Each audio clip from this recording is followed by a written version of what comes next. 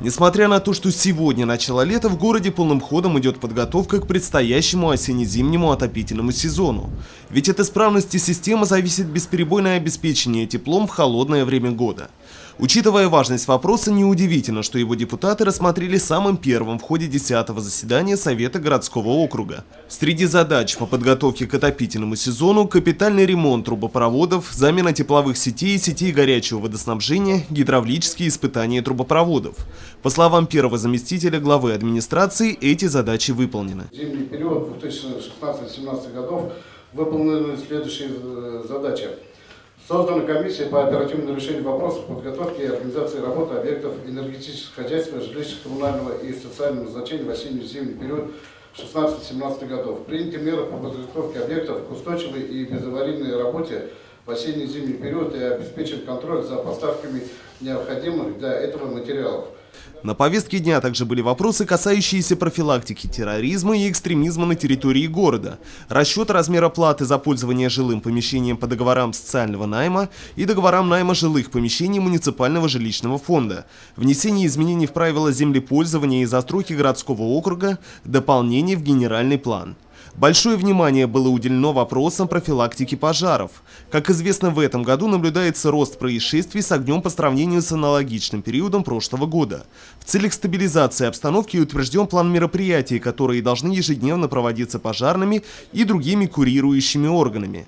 Еще один немаловажный вопрос – это летний отдых, оздоровление и занятость детей, подростков и молодежи в 2017 году и организация обустройства мест массового отдыха населения. Так же, как и в прошлом году, в городе будут работать 3 загородных лагеря, это Шипай, Юлдаш и Березка.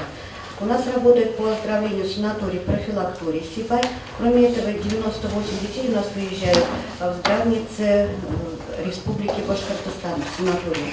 Самым массовым всегда остаются центры дневным пребыванием. Оно будет организовано у нас в 12 школах, длительность заезда 21 день. Вот работать у нас в 13 школах также трудовые объединения. Длительность заезда по 14 дней. Количество охвата у нас 400 детей идет. 21 профильный лагерь у нас будет организован в учреждениях образования и в загородных лагерях. 3 палаточных лагеря будут работать. В июне у нас работает юный турист. В июне также работает у нас экологический лагерь Ирандык, и юный спецназовец будет работать у нас в августе. Для тех детей, которые у нас остаются в городе, мы подготовили интересную площадку дворовых площадок и многодневные, однодневные маршруты по городу. На 10-м заседании Совета городского округа были отмечены новые руководители городских предприятий и вручены благодарственные письма администрации активным представителям молодежного парламента 4-го созыва и вручены удостоверения недавно избранным членам парламента нового 5-го созыва. Ринат Музафаров, Айгуль Хамитова, Али Кадыров, Любовь Карпова, телекомпания СТВ.